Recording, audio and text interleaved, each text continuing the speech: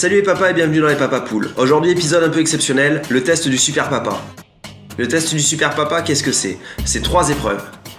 Monter un lit parapluie, changer un enfant, faire un biberon. Des défis dont tous les papas du monde sont confrontés tous les jours. Pour cela j'ai demandé à Nicolas, qui n'a pas encore d'enfant, de venir m'aider. J'ai été vache, je lui ai mis des pièges, mais il s'en est super bien tiré. Je vous laisse en juger. Allez, à tout à l'heure les papas.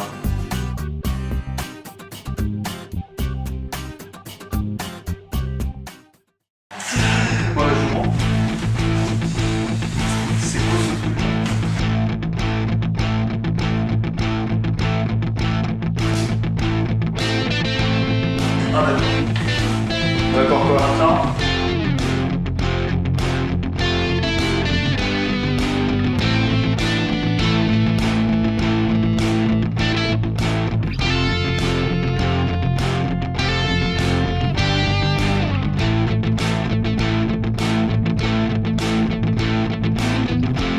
T'abandonnes?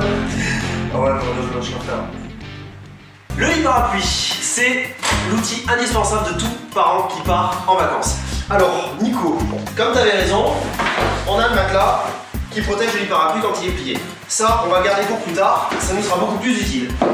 Le lit parapluie, c'est tout simple.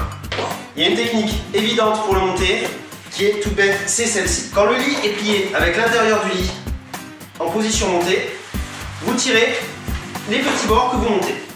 Automatiquement, les deux vont se caler. Vous faites pareil avec les grands bords. Ils sont calés et vous appuyez au centre. Le lit parapluie est monté en quelques secondes. Je me sens seul au monde. La dernière étape, c'est le matelas que vous insérez dans le lit.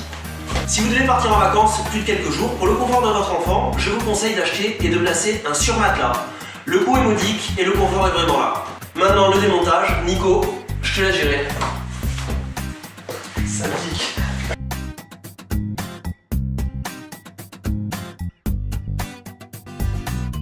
Bon Nico, t'as compris le principe. En effet, le démontage du lit parapluie se fait comme le montage à l'envers. Vous levez le centre au maximum.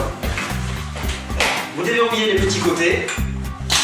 Vous montez, les grands côtés se déverrouillent. Et le lit est replié. Pour terminer, le matelas s'enroule autour et se scratch pour assurer un maintien total pendant le voyage. Il ne reste plus qu'à remettre la housse et vous êtes prêt à partir en voyage.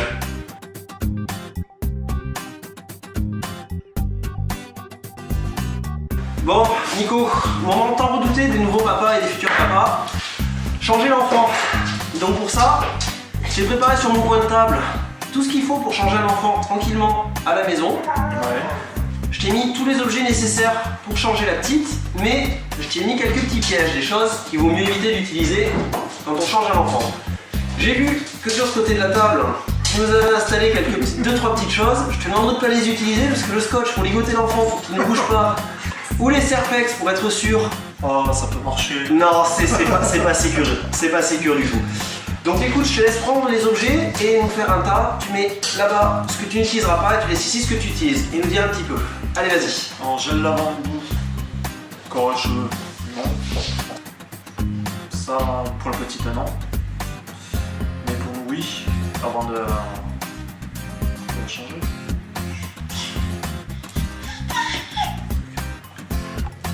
Ça, c'est du liniment. Tu aurais dû regarder la première vidéo que j'ai faite. J'ai expliqué comment en faire. Bon, ça je le garde. Ça pareil. Colle crème visage et corps. Moi je dirais que non. Ça je garde. Bon, ça bien sûr. Ça aussi. Ça aussi. Non, pareil. Le papier toilette, je dirais non. Et ça pour occuper la petite, oui. D'accord. Alors, 1, 2, 3, 4, 5, 6, 7, 8, 9, 10, 11, 12, 13. Alors, sur les 13 objets, t'as eu du bon et t'as eu du moins bon. On va déjà commencer par prendre ce que t'as éliminé. Le papier toilette, à éviter d'utiliser chez les nourrissons et les enfants en bas âge. Pourquoi? Parce que c'est très irritant. Donc ça, t'as eu raison. Le gel hydroalcoolique. Tu as raison, on doit se laver les mains avant de changer l'enfant. Néanmoins, le gel hydroalcoolique n'est à utiliser que quand vous êtes en déplacement. Chez vous, vous avez de l'eau et du savon, c'est bien moins cher et bien plus pratique. là, le gel lavandou. En effet, c'est pas l'heure du bain, c'est l'heure de la changer. Tu as eu raison. La colle crème, pareil, à utiliser après le bain, mais pas nécessairement pendant le change. Enfin, tu nous as gardé la bouteille d'eau. On n'en a pas besoin. Les cotons, le liniment, tout à fait, c'est la base du change pour enfants au même titre que les couches. La crème cicatrisante et réparatrice, à utiliser si votre enfant souffre d'érythème fessier. Ça l'apaise et c'est très bien après le change. Les gants, c'est pas l'heure du bain, ça c'était pas bon. Et enfin, les lingettes hypoallergéniques, on a du liniment, on a du coton, ça utiliser le moins possible ou quand tu es en déplacement. Enfin, le hocher, tu as raison, c'est ce qui occupe le mieux l'enfant pendant le change. Je te la confie. Pour rappel, liniment, coton, couche et crème réparatrice en cas d'érythème fessier. Bon, bah Nicolas, à toi de jouer. Bon.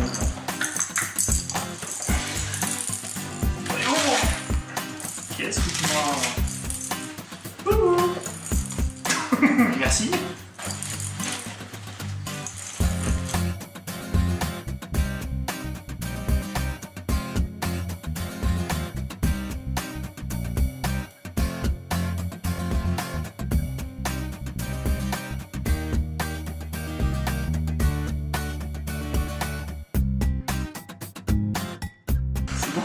Alors, tu pourras dire que la mère est derrière la caméra et qu'elle est pliée en deux quand même. Mais ce sera dit répété amplifié. Bon, Nicolas, t'as changé la petite, le résultat est, comment dire, globalement inefficace. Alors, quelques petites choses. La première chose, quand tu as besoin de changer un enfant, toujours garder les yeux sur lui. Tu t'es retourné et tu l'as lâché pour aller chercher la couche, pour aller chercher le coton, le liniment. L'enfant peut très rapidement rouler et tomber. Quand tu dois le quitter des yeux pour une raison X ou Y, tu gardes la main dessus, tout simplement. S'il bascule, tu l'as. Ensuite, quand tu changes un enfant, tu as retiré la couche en premier. Or, là ça va, la couche était propre. Si elle est en vide de quoi que ce soit, tu vas tâcher toute ta table à manger. Troisième chose, tu lèves l'enfant comme ceci. C'est pas du tout bon pour tes articulations, pense toujours à mettre la main dessous pour accompagner le geste, histoire de ne pas lui abîmer les articulations. Concernant le liniment, c'est une technique à avoir. Tu places le liniment, tu l'étales sur le coton et quand tu nettoies l'enfant, tu nettoies en faisant bien attention aux plis de la peau. Et ça a quoi le liniment en fait? Le liniment, c'est une crème de change. C'est ce qui va te permettre d'enlever les saletés. D'accord. Et de nettoyer l'enfant. Tu vois, tu fais bien tous les plis de la peau. Une fois que tu as passé la partie entre le sexe et les fesses, tu ne reviens pas pour éviter toute infection urinaire. Enfin, la couche. Quand tu dois la placer, tu récupères l'enfant, tu vois, par-dessous. Tu vois, elle se laisse faire. Elle essaye pas de partir. Tu places la couche proprement. Tu sors bien les ailettes pour ne pas galérer pour les récupérer. Tu vois, elle place automatiquement la couche. Tu tires bien les ailettes des deux côtés. Et tu t'arranges pour que la langue... languette vienne cacher souvent les petits animaux ou les petits dessins qui sont. Enfin, dernière chose, tu vérifies ici que les petites ailettes sont bien sorties, tout simplement pour éviter que la couche déborde. Et voilà, un enfant bien longé.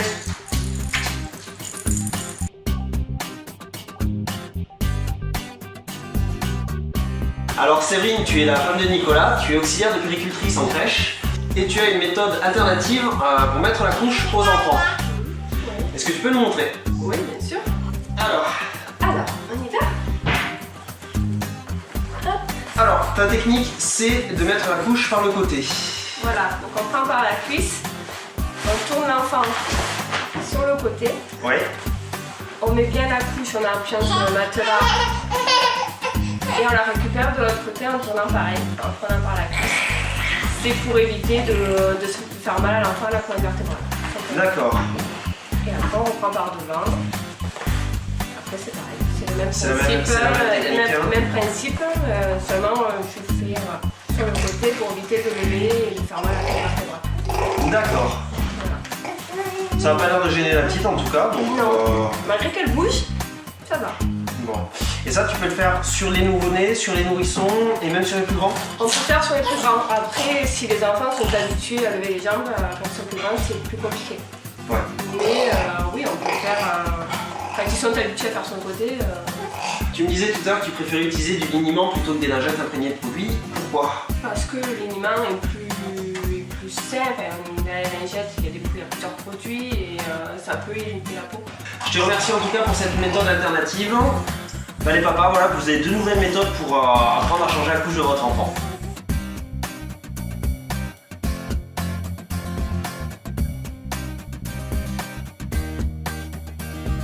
Bon Nico, dernier test, le test de tous les papas, le test du biberon. Pour ça, je t'ai prévu de l'eau, du lait en poudre, j'ai caché volontairement toutes les notices pour pas t'aider parce que ce serait trop facile, et un petit biberon. Donc j'ai demandé de me faire un biberon pour la petite de 160 ml. Je te laisse gérer.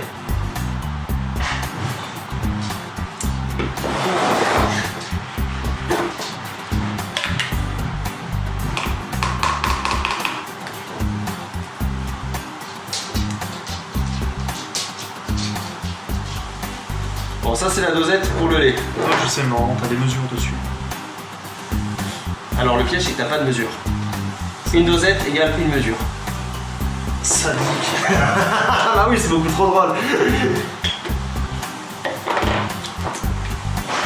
Alors pour toi, 160 ml, ça correspond à quoi? Je sais Dans le biberon. rien, c'est pour ça. Alors dans le biberon, regarde. 160 ml, t'es où? Ça, jusque-là, c'est la T'es à moitié, t'es à un demi-biberon. Alors, sur ton biberon, sur un biberon, il y a d'un côté le nombre de millilitres et de l'autre les mesures anglo-saxonnes qui sont le nombre de doses. Si je te demande 160 millilitres, Je ne mets qu'une dose. Hein. hop, tu as 160 millilitres et par transparence, tu t'aperçois que ça correspond à 5 doses de lait. Non, mais ça, c'est les Anglais, là. C'est les mesures anglaises. Complètement. Une cuillerée est égale à une dose. D'accord. Si je te demande 160 millilitres, 5 doses. C'est une dose, 70 cuillères. Allez, je te laisse commencer à préparer le biberon.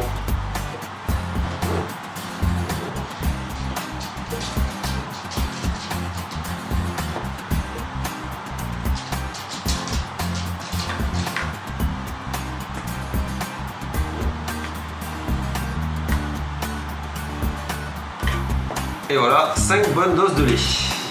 Hop, je te prends ça. Go.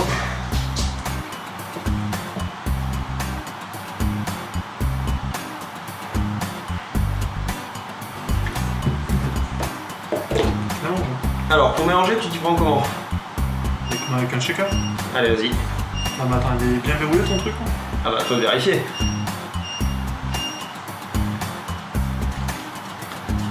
C'est bon, ça a l'air bien verrouillé.